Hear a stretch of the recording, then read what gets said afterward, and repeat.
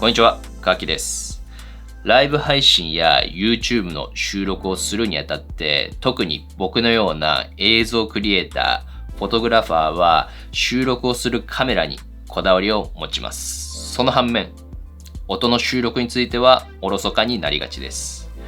高音質で聞き取りやすいある程度の音質を目指そうとすると、カメラと同様に音を収録する機材っていうのは基本的に高額になるし、上を見ればね、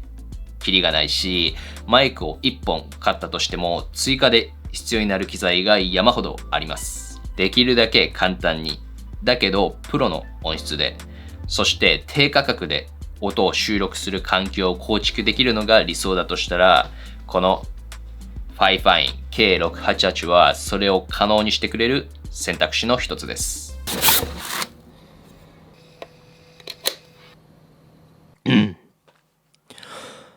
ちょっと待ってね。開封に戻りましょう。箱はマイクだけが入っているものなのでコンパクトです。箱を開けるときはまるで宝箱を開けるときのように開くのでとても開けやすいです。内容物はマイク本体、USB-C から USB-A の変換ケーブル、マイクスタンドに使う変換アダプター、あとは説明書です。箱はクッションがある上に蓋も開けやすいものになっているので、マイクを使わないときにはマイクの収納として使うこともできます。とてもシンプルな箱なんだけれども、普段使う上での機能とデザインがしっかりと考えられていると思います。マイク本体のデザインはとてもシンプルで洗練されたデザインをしています。K688 は喋る口の近くに持ってきて録音するタイプのマイクなので、当然収録や配信をするときには画面に入るんだけれども、このシンプルなデザインであれば存在感が強すぎることはありません。もう少し細かく見ていきましょう。マイク本体は金属製です。金属は高級感が出るし、耐久性も良くなるので、長期間使うことができると思います。K688 はショックマウント一体型になっています。ショックマウントというのはマイクに入る雑音、特に空気中を伝わる振動ではなくて、マイクに直接つながっている机やスタンドから伝わってくる振動を抑えてくれるものです。この K688 のような高感度のコンデンサーマイクでは、ショックマウントは必須の装備になってきます。マイクによってはこのショックマウントを別に購入しないといけないものがあるんだけれども、この K688 は一体型です。ショックマウントの役割を果たしながらデザインもマイク本体と調和しているので、マイクの形、そして機能の両面を両立させたいいデザインになっていると思います。マイクを使う上での機能もユーザーのことを考えた設計になっています。特に USB 接続の場合、マイクの機能をフルに使うことができます。マイクのゲイン、モニターヘッドのゲインのノブがマイクの後ろ側にあるため、すぐに、そして直感的に操作をすることができます。音量の調整をしたいときにいちいちパソコンの設定を開く必要がないし、すぐに調整できるので、配信や通話に向いている機能だと思います。そしてモニターヘッドホンの接続の端子もマイクの後ろについているので、ヘッドホンのコードは短くて済むし、遅延もなくリアルタイムでモニターすることができます。USB 接続の場合では、マイクのミュート機能を使うことができます。マイクに表示されるミュートボタンを押すだけでマイクの音を切ってくれます。これは主に配信や通話をしている時に使う機能なんだけれども、ライブ配信や通話をしている時には一瞬マイクを切りたくなる瞬間があると思います。配達が来てね、インターホンが鳴るかもしれないし、ペットや子供がいる場合には配信や通話にね、いきなり参加してくるかもしれないし、そういう時にマイクのミュートのボタンを押すだけで簡単にマイクの音を切ることができるし、視覚的にもミュートになっていることがよくわかるので、とてもいい機能だと思います。K688 の大きな特徴の一つがハイブリッドマイクになっていることです。何のハイブリッドかというと、アナログとデジタル、どちらの収録にも対応しているということです。本格的なアナログ録音に使われる XLR 端子に接続することができるので、録音する専用の機材があるならばかなり本格的な録音をすることができます。USB を使ったデジタルの録音ではパソコンに直接つなぐことができるので、パソコン上で録音の設定をしてパソコンとこのマイクだけで収録をすることができます。ハイブリッドにすることのメリットとして多くの収録シーンに対応できるということです。例えば自分の部屋で使うときはマイクの他にも録音をする機材を用意して XLR 端子を使って音質にこだわった収録をすることができるし、マイクを外に持ち出して使うならばパソコンとマイクがあれば収録をすることができます。まあマイクのスタンドは必要になるかな。特にこの K688 はさっきも紹介したショックマウント一体型になっているのでコンパクトに持ち運びすることができます。カメラバッグを圧迫しすぎることはないし、そういう意味でも多くのシーンに対応できると思います。マイクの性能で一番大切な音質はどうでしょうか？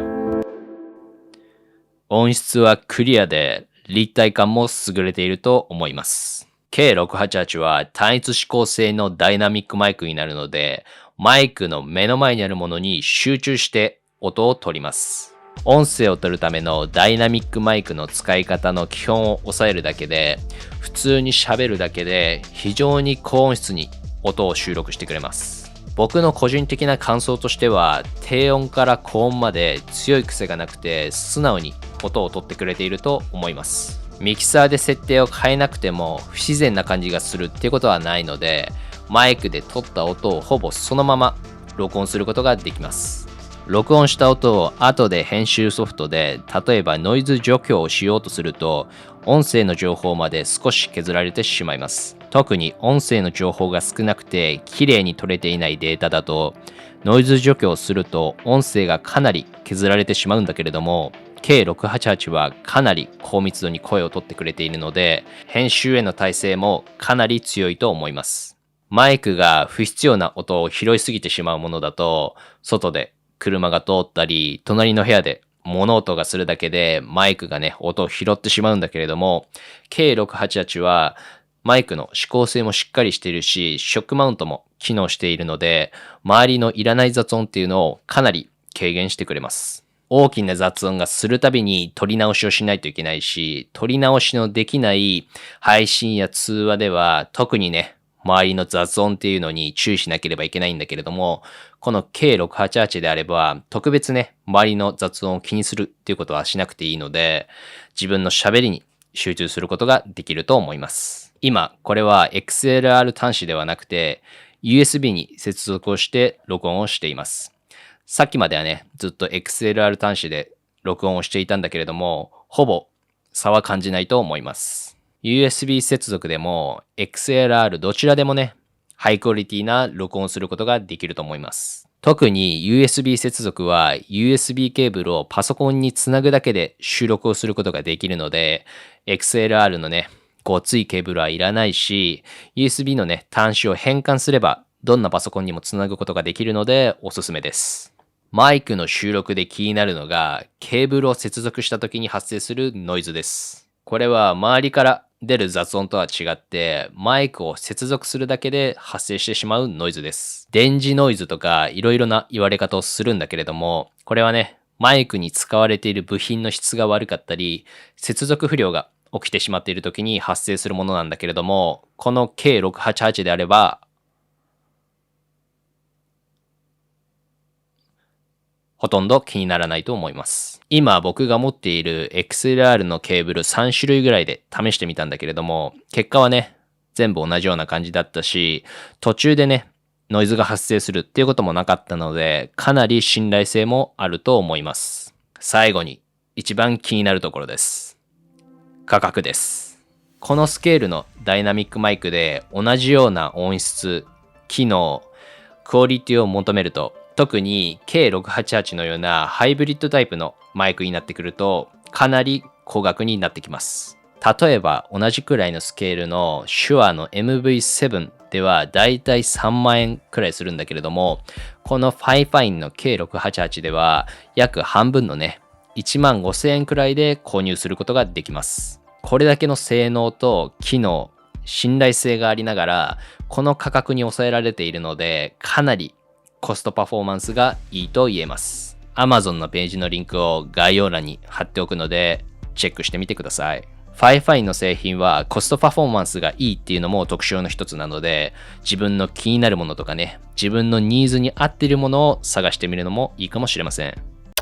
映像制作をするにあたって、音声は重要な素材の一つになります。特にこうやって見る人に向かって話をして何かを伝えたい場合っていうのは、音声の質が高ければ高いほど伝わる効果っていうのも高くなります。K688 の場合、特に USB 接続であれば少ない機材の量でプロの音質を収録することができます。音を収録する機材がなくてもこの K688 があれば収録をすることができるし、後にね、